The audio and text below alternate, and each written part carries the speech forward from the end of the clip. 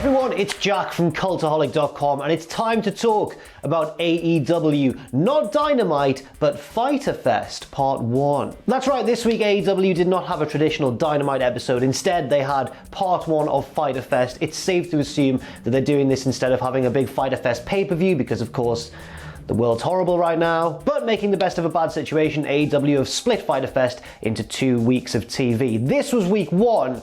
But how good was it? There's only one way to find out, and that is by assigning each individual segment a lovely individual grade. Yes, that's right, it's time for AEW Fyter Fest. Graded. Oh, I made myself chuckle.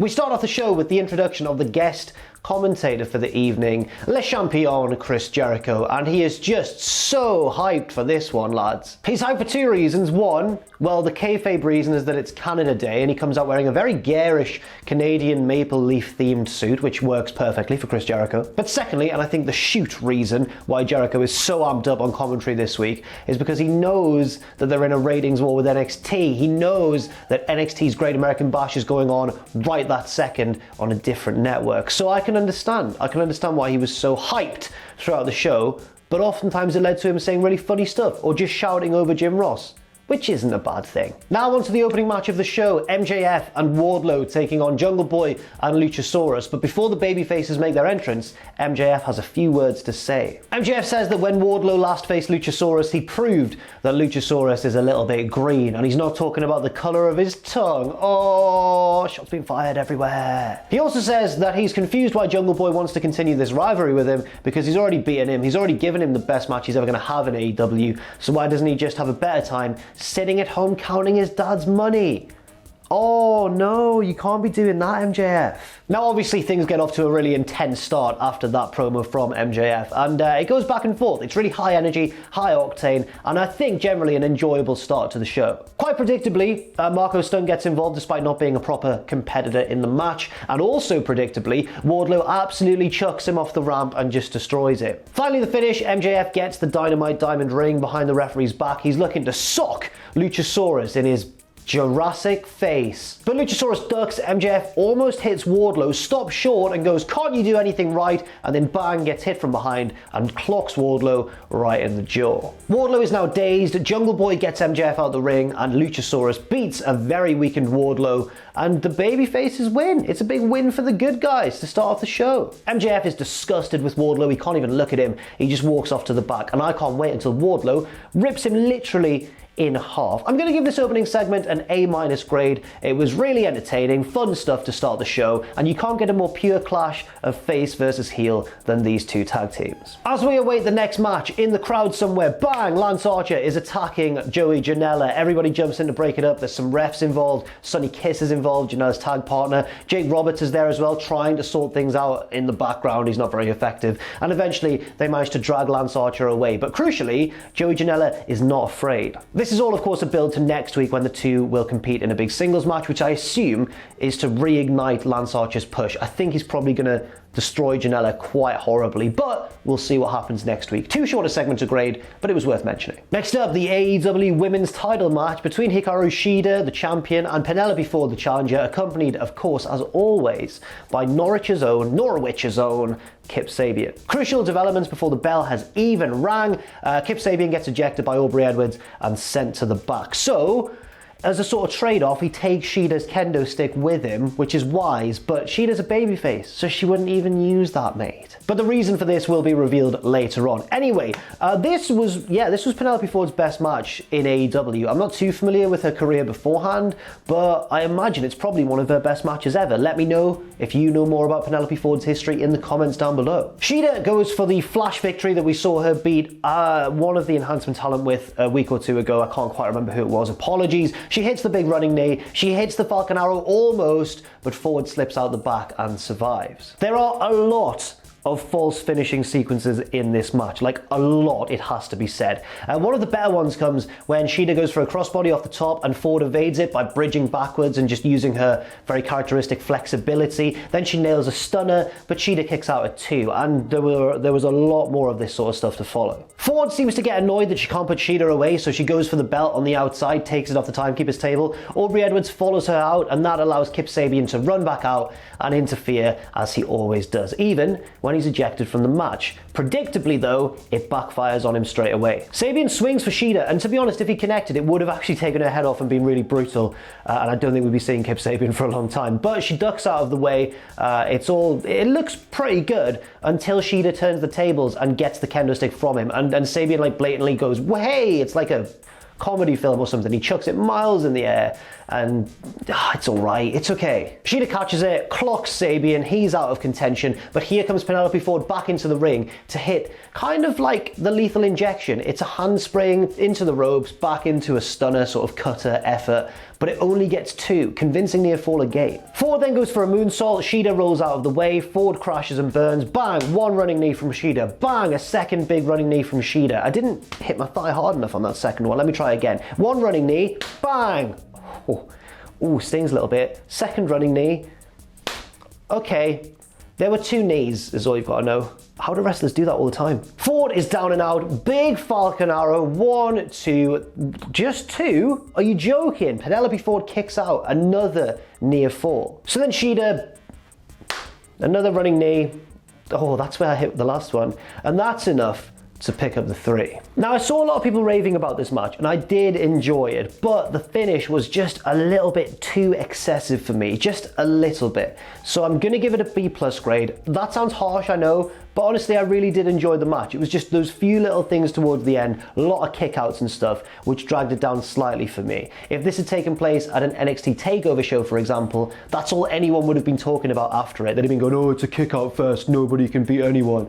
So I have to be fair and do it for both sides. Next up, Cody versus Jake Hager for the TNT Championship. Hager is out with his wife Catalina, who is announced as the uncrowned Miss United States. Interesting. Is there a story behind that, or is that just heelishness? I don't know. I'm not an expert on beauty pageants. Anyway, this match has a very amateur grapply sort of start. Cody and Hager have both got incredible amateur backgrounds, and they roll around and grapple with each other, and it all looks very accomplished and clever. But Hager starts to use his power with shoulder blocks and throws and that sort of thing. He grabs an ankle lock once he's got the advantage, but Cody immediately rolls out of it and cinches in an ankle lock of his own, which Hager has to escape from. This is a bit of a clue to how the match is going to finish, but I'll leave that for a second. There's also a lot of stuff on the outside, interactions between Arn Anderson and Hager. Hager just going for Arn at one point and Cody having to stop him, and then later on, Arn I think deliberately distracting Hager, allowing Cody to run Hager into the ring post. Catalina gets involved too, the uncrowned Miss United States. While Hager's distracting the ref, she steps on Cody's body and just walks over him on the outside. Arn is arguing with the referee late on and inadvertently distracting the referee. I think inadvertently, unless he's trying to screw Cody over. That allows Catalina to slap Cody through the ropes while he is caught in another ankle lock, and that's enough for Dustin Rhodes, who runs out to save his bro. Big right hand to Jake Hager. Jake falls backwards, but manages to reverse the crossroads. Hager manages to grab a head, an arm triangle, and just immediately is on his back and pinned. And that's it, that's the match. The match is over. It was as quick as that. Hager thinks he's won. He assumes that Cody has tapped out, despite the music being all like, oh, that was a weird decision, and one that I think sounded a bit like a rubbish Eric Cartman. But yes, Cody immediately reversed the head and arm triangle into a pinning predicament and just got Hager. I saw some people raving about this on Twitter. I wasn't too big a fan. It looked almost like Hager had just flopped onto his back deliberately, in my opinion. I don't know. It was so sudden, it was kind of hard to see what had really happened. Anyway, Hager learns that he's actually lost the match and just knocks out the referee. And they treat it like a huge deal, by the way. All the refs come down, everyone's out there. I think even Jerry Lynn's out there to try and keep the peace. And they basically admonish Jake Hager and send him away. This gets a B grade from me. Not Cody's best match in defense of the TNT Championship, but it was all right. It showed off his amateur credentials. It got Arn involved from the outside. Just the finish for me. The finish was weird. I know some people liked it. I just wasn't really one of them. I see the point of the finish, I understand it, Cody's done his research and everything, but it didn't fully work for me. Next up, more tag team action as Santana and Ortiz. If I wasn't proud, then I wouldn't be proud. I need to stop singing these theme tunes, it's becoming a trend. Taking on Private Party, accompanied of course by Matt Hardy. Before the match begins, here comes Orange Cassidy to not join commentary because he doesn't really talk, but sit next to the commentary table. Jericho, of course, is absolutely livid that he's even in his presence, and throughout the match, Jericho does a good job of getting increasingly more and more worked up just by Orange Cassidy being there. I also really like the caption when Cassidy came out and the graphic flashed up on the screen. It said that he had to get stitches in his favourite ear after that brawl with Jericho last week. Not his favourite ear. This match follows the formula you'd expect, with Private Party trying to go all high flying and high pace, and Santana and Ortiz trying to slow it down a bit more, using double teams, submissions, and dirty heel tactics. But if there's one person who hates dirty heel tactics, it's friggin' extreme Matt Hardy on the outside, who takes the mad ball off them, that ball in the sock that they use as a foreign object. He stops them from using that and evens the odds. Santana and Ortiz remain in control for a little bit, but the move that really turns the tide is the pulling down of Santana's headband right over his eyes like that. That's uncomfortable. My eyelashes are grating on the... Oh dear me. He gets flipped into the gin and juice, and Private Party win the match. And because of that, they are new #1 contenders. I'm going to give this match a B+. I thought it was fun, fast-paced, and a big win for Private Party. But the action did not stop there, because back over at commentary, Jericho has just lost his mind at this point because Cassidy's there, his boys have lost, Hager lost the match before that. He throws water at Orange Cassidy. Orange Cassidy gets up and just starts to walk away. He's not going to rise to it. He's in Jericho's head. Jericho goes for him and everyone rushes out to separate the two. But Cassidy doesn't even care. He just saunters to the back, adding a bit of intrigue for their match next week. Next up, a promo that was too short to grade in my opinion, but I had to mention it because of some of the things that were said. It's Taz, joined of course by Brian Cage. Now Taz opens the promo by acknowledging some big news, the fact that Moxley's title defense against Brian Cage will not be taking place next week at Fyter Fest Part 2, it'll be pushed back to Fight for the Fallen, which I believe is on July 15th. Taz says that Moxley is scared, but he doesn't think he's scared of testing positive because Taz heard that he's already been tested twice at home and both times it came up negative. He also says that he can't be scared of testing positive at the arena because upon arrival, he'll be tested straight away. Taz says that we don't run a sloppy shop. Oh, it's such a shot at WWE. He ends by saying that Moxley is of course scared of Cage and that Cage is going to beat him at Fight for the Fallen, and they head to the back. Now I saw a lot of criticism for this promo on Twitter. I saw a lot of people saying, oh, can AEW just stop taking shots at WWE?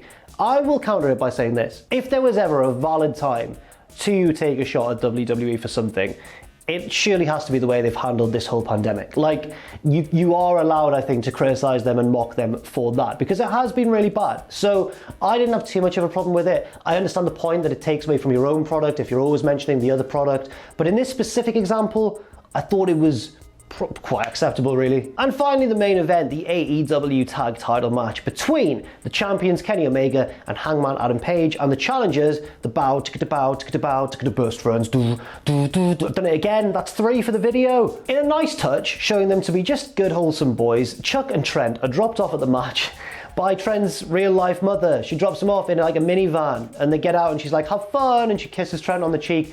It's so good. It's so funny. The match goes back and forth and it's good stuff, but our attention is temporarily taken away from the ring when FTR head to the stage with deck chairs and beers. They just want to watch the match. I'm sure it's not going to lead to anything. The best friends came to play like The Miz does in this match, but kind of not like The Miz as well because their moves were different. For example, on the outside at one point, Kenny Omega gets whipped into a terrifying belly-to-belly suplex, and it looks almost like he lands on his head on the outside as he bashes into the guardrail. Really scary stuff. Also, straight after that, a near fall back in the ring after just a spike piledriver out of nowhere. Best friends are they're head hunting in this match. The champions briefly regain control of the match. They go for their double team finisher, the buckshot lariat V-trigger combination, but the best friends turn the tide and hit their double team finisher for a narrowly broken up near fall. We also get a couple of near falls off Hangman's Deadeye, for example, and also probably my favourite near fall of the match. I think it was Trent. It was one of the best friends. Let's say it was Trent, who did like a British Bulldog finish at SummerSlam 92,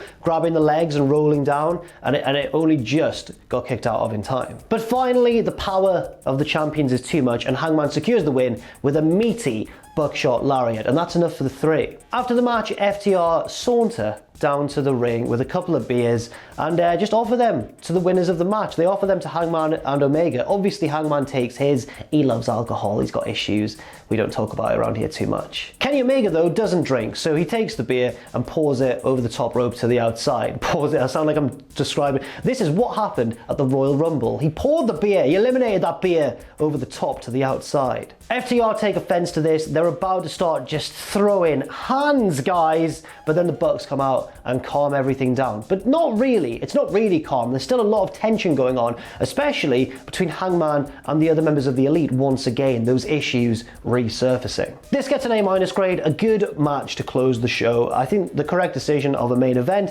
And the best friends looked good despite losing. At points, I kind of wanted them to win even. But the post-match segment reminds us all why Chuck and Trent had to lose, because we've got this incredible tag team division and it all revolves around Kenny and Hangman holding those belts. FTR are after them, the Bucks are after FTR, FTR after the Bucks. We could be getting any combination of tag matches, maybe even a triple threat tag match. And I can't wait to see where it goes. So that's it for Fyter Fest Part 1. I'm going to give it a B+ grade, which sounds harsh. It was verging on an A-, but I just think that there were 2 real standout matches, the opening match and the last match. Ford versus Shida, probably 3rd for me, that was good as well. But everything was just a little bit very good rather than exceptional. It wasn't AEW's usual pay-per-view level, is what I'm trying to say. But still, it was a good show, and looking at the lineups, I think I did slightly prefer Night 2 anyway, so next week we'll see if AEW can really knock it out the park. I'll be there for that, but for now, let me know what you think in the comments section down below. Thank you very much for watching this video, stay safe out there, keep yourselves positive,